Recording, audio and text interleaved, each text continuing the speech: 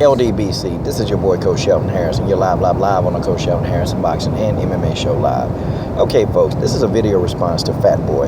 Now, we all have trolls. We all have a troll that, it makes your channel interesting. Well, Fat Boy is one of the trolls. He's not a racist or anything. He's nothing like that. He's just a guy that he disagrees. No matter what the topic is, he'll disagree with me. So I want to go ahead and address this actual topic. This is a good topic, and, I can't believe I'm saying this, but shout out to Fat Boy for the topic. By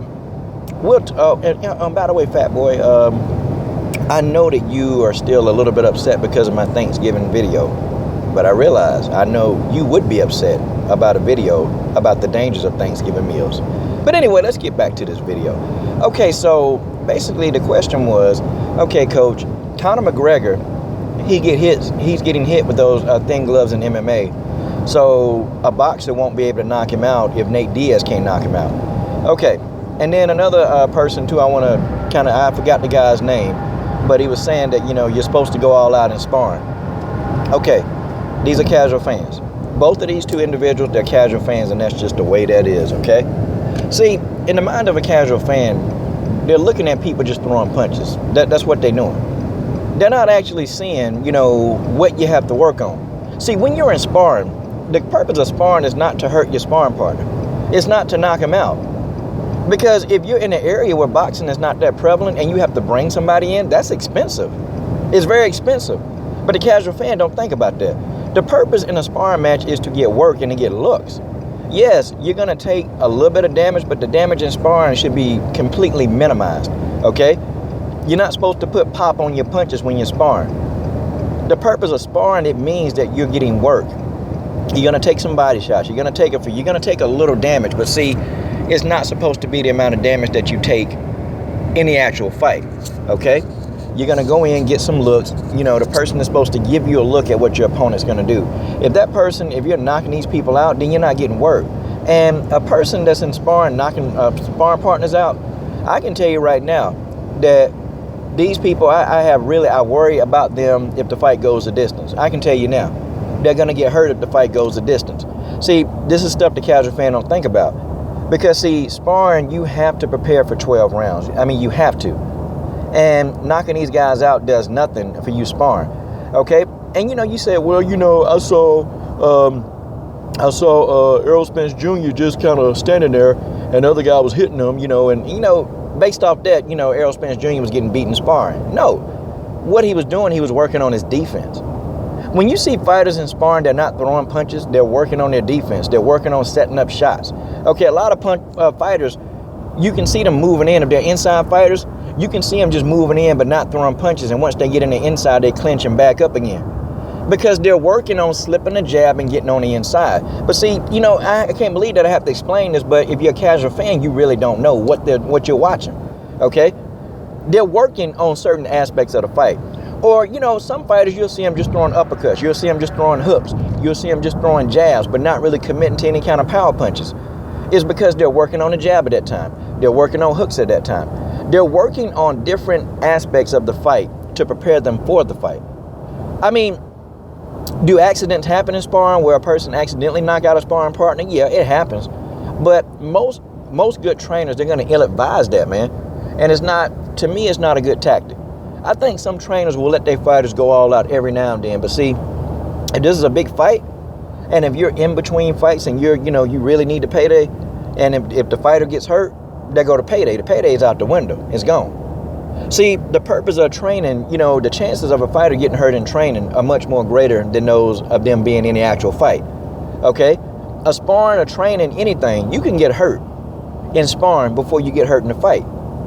So, the fighter can't really go all out in sparring.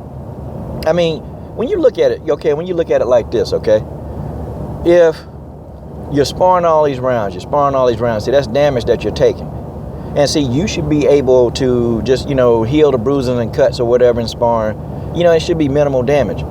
But if you're constantly getting buzzed in sparring, if you're constantly getting dropped in sparring, you're not being prepared for your fight. And you're going to be in bad shape when you enter the fight. And that's just the way that is. You're going to be in bad shape. And some boxers, you see them in sparring, they're circling. Because they're working on circling away from that fighter's power hand. That's what they're doing. I mean, there are a lot of different things that go on in sparring that you don't know what you're watching, okay? And it just tells me that you could be a casual fan. Okay, now, let's talk about the issue of the gloves. Now, you said that, Conor McGregor's gloves in the MMA are thinner, and therefore he's getting hit by guys with, lighter padded gloves, so he should be able to handle getting hit by boxing gloves. That's stupid. First of all, the difference between an MMA fighter and a boxer, boxers are trained on how to locally place punches, like they're trained. That's what they work on. They work on how to place punches, okay? When you're getting hit by leather boxing gloves, it's no pillow hitting you. You're not getting hit with a pillow. That leather hurts, and that leather cuts your skin. Like if you get hit by a hook to the face, and if you get hit at your eye, and if the hook is placed properly, it's going to produce a cut because you're hitting the soft tissue around the eye. It's going to produce a cut. And the leather actually can produce a cut faster than bare knuckles. When you hit the leather and you rotate through your punch, and then the punch hits your eye, and then it grazes across your eye, the leather begins to cut you. It's almost like a knife on top of a person's fist when that person is getting hit by a leather glove. That's just the way that is. I mean, I've seen a lot of deep gashes in boxing, okay? I've seen them in MMA. But fighters, boxers, they know how to localize those punches. They know how to do it. So it's more than likely that Conor, in a boxing match, he'll get knocked out. I mean, he'll get put to sleep. And if he fights against Canelo Alvarez, he's going to sleep. It's inevitable. Now, I don't think Canelo's going to be able to do it in the first round. No. Canelo's going to have to wear Conor McGregor down. But by round 8, Conor McGregor will be ready to go to sleep. Because Conor McGregor don't understand, his boxing is not as good as everybody think it is. See, what you're seeing in MMA, you see a lot of guys that come straight ahead. Okay? So really, all Conor has to do when he's fighting in the octagon is when those guys are throwing those crazy punches, Conor will take a sidestep and he'll time them and he'll catch them. These type of fighters, they're easy. But see, what if you get in the ring against a guy, okay, that's pivoting every time you turn around? That's pivoting. Conor McGregor ain't gonna be able to pivot in time to catch that person. He ain't gonna be able to do that. Or what is Conor McGregor gonna do against a guy who's gonna come in, okay, bowling straight ahead with overhand rights but got his chin tucked? Is Conor McGregor, you think he's going to be fast enough to slip in an uppercut and catch that person? There are different styles of boxing, man. A lot of different styles. There are different styles in MMA. But see, when you take the MMA fighter, you stick him in a boxing ring, man, it's almost like you pretty much shooting him because he's almost defenseless. Against an average boxer, an MMA fighter is going to struggle. Against an elite boxer, he's going to get knocked out. Okay? Boxers know what to do with the jab. A lot of MMA fighters, they don't know how to use a jab. They know nothing. They don't know how to use that jab. And you think, oh, they looking good. They're looking good. But no, they don't know how to use a jab. Okay? Like Holly Holm, she's good at her jab, but she used to box. Okay? I mean, you have to understand, some of these boxers that boxed and that's in MMA, their stand-up game is good. Okay? It's very good. But, when you get some of the MMA fighters that ain't boxing, they try and boxing, they get hurt.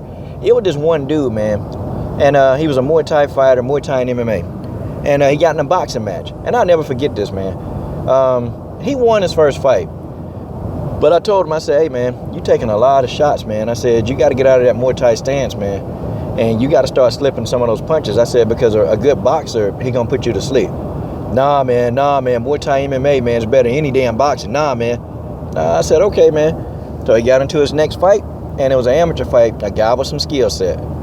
Came in, I was trying to hit him, man. This boxer, this really good amateur boxer was hitting this guy every chance he got. Because the guy don't move his head. In Muay Thai, they don't teach you to move your head. You tuck your chin. He wasn't moving his head. He was getting caught. He was getting caught by everything. Then the amateur boxer started circling him, man, catching him with jabs to the body, jabs to the body, jabs to the body. So then, when he was slowing down, man, and then he started trying to, go for broke. The guy took he threw like a wild hook, man. The amateur boxer, this guy stepped back in and caught him with an uppercut, put him to sleep. But see, there's certain things you can't bring an MMA mindset to boxing, and you can't bring a boxing mindset to MMA. You can't do it. See, you have to do some things different. And MMA fighters in boxing, they're very vulnerable to getting knocked out. People say, well, boxers going to MMA, they can get hurt too. Yeah, they can. But we're talking about Conor McGregor fighting in boxing. This is your boy, Coach Shelton Harrison. I'm done.